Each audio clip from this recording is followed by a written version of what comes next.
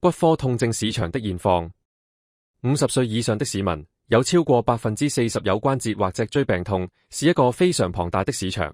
骨科痛症治療的市場可劃分為手術治療和保守治療。中醫、鐵打、針灸、推拿、按摩、脊醫、物理治療、護具等概括為保守療法，而手術治療即是骨科醫生所精通和着重。深受西方教育影響，骨科醫生的培訓也主要是做手術為主，較少着重保守療法的培訓。而且骨科醫生 orthopedic surgeon 是從外科分支出來的。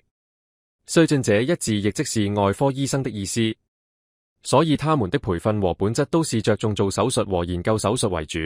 而做骨科手術有優點和缺點。優點是手術能拯救惡性骨科的疾病，例如腫瘤、膿瘡或嚴重骨折患者，又或者是脊椎神經嚴重受壓，導致失禁、膝下垂或足下垂。以上情況屬於極少數案例，佔全數病人不夠1%。缺點是治療良性骨科疾病時，常常過度做手術，引發很多不必要的併發症或後遺症，所以病人對治療程序需要有認知，及向其他專科醫生尋求醫療第二意見。為了加強你對手術治療的認知，現在和你逐一分析常見膝蓋和腰椎的手術的風險、併發症和後遺症。A. 治療膝關節炎 OA 即軟骨磨損、關節下陷。1. 磨骨清洗手術，目的是磨走骨刺及清洗不必要的殘骸。缺點：磨走軟骨後，會更容易產生骨磨骨，使膝痛持續惡化。2. 置換人工關節，分為半置換和全置換。人工膝關節是把模擬人體膝蓋的假體裝置，放置及代替原有的關節。缺點1，手術過程需要打開並暴露膝蓋，增加傷口感染的風險。缺點2，假體無法與骨質完全融合，隨着時間，假體容易出現鬆脫或滑落問題，平均只能用5至15年。B. 治療十字韌帶撕裂。1. 十字韌帶重建手術，從患者的腿後肌腱或髕骨肌腱中取出小部分筋腱，並用手術釘固定及代替原有撕裂的十字韌帶位置。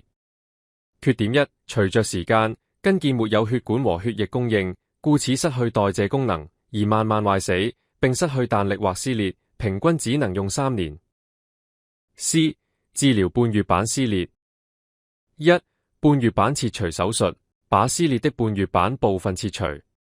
缺點：切除半月板後，軟骨失去保護，更容易產生骨磨骨，使膝痛持續惡化至膝蓋關節炎。2. 半月板縫線手術，把撕裂的半月板用手術線縫起。缺點1，會勒死半月板的血管，使半月板難以復原。缺點2，負重時會導致半月板撕裂再次復發。缺點：縫線技術困難，失敗機會高。常見腰椎手術，治療椎間盤突出。1. 腰椎微創手術，這項手術涉及使用咬骨鉗，移除小部分椎板和黃韌帶，製造一個開口，從而進入椎管，切除突出的椎間盤，藉此減少神經根受壓。缺點：切除過多導致椎體下陷，切除過少導致椎間盤再次突出，使神經根再次受壓。缺點2，在製造開口的過程中，容易過度破壞椎板、黃韌帶和其他組織，導致椎體不穩滑脫，引發嚴重脊椎神經受壓，故此需要做椎體融合手術，解決椎體不穩或移位的問題。此腰椎融合手術分為 A. 前路腰椎融合術。缺點1，使手術後鄰近的椎關節負重增加，引發鄰近節病變，影響日常生活，例如彎腰。B. 後路腰椎融合術。缺點1，隨着時間，椎弓釘容易出現鬆脫或滑落問題。缺點2，放置錯位的椎弓釘會傷害神經根和周邊血管。3. 置換人工椎間盤 Artificial Disc Replacement。人工椎間盤是把模擬人體椎間盤的假體裝置，放置及代替原有的椎間盤。缺點：隨着時間，因假體無法與自身骨質融合，假體容易出現鬆脫或滑落問題，再次壓迫神經根。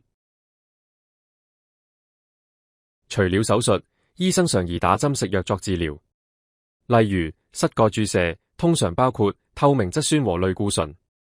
透明質酸的缺點，只能暫時潤滑關節和緩痛，長時間會被自然吸收，便失去作用。類固醇的缺點，雖然短期使用有消炎作用，但長期使用會加劇軟骨退化。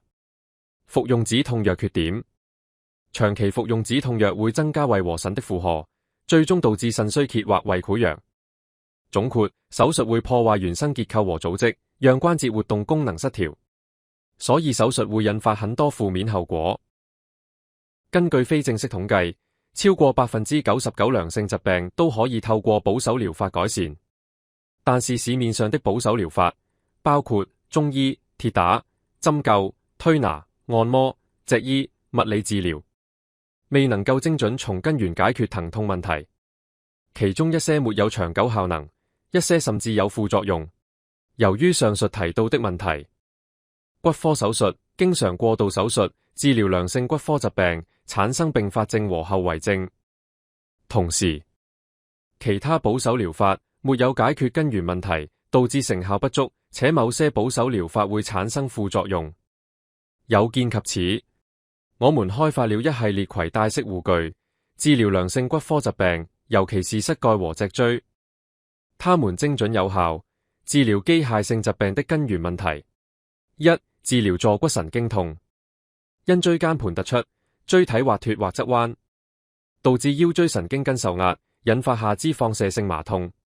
佩戴隨身腰部牽引器，透過肋骨和盤骨作支點，拉開腰椎，讓椎間盤回縮，減少神經根受壓，治療坐骨神經痛。二、治療膝骨性關節炎，因膝軟骨磨損，導致單側關節下陷，引發變形、不穩和負重壓痛。佩戴隨身膝矯形器，透過3點力學打開患處，避免壓痛，鞏固關節及矯正變形。此兩套產品已成功幫助超過5000名病人，98%病人滿意。這是因為我們的護具療法是最具針對性和精準機械性的治療。總結，我們的治療性護具不但沒有副作用，有效、受認可、價錢經濟、攜帶式，可隨時隨地使用。故此，所有良性骨科疾病應首先採用護具治療。有興趣的團體歡迎聯絡我們。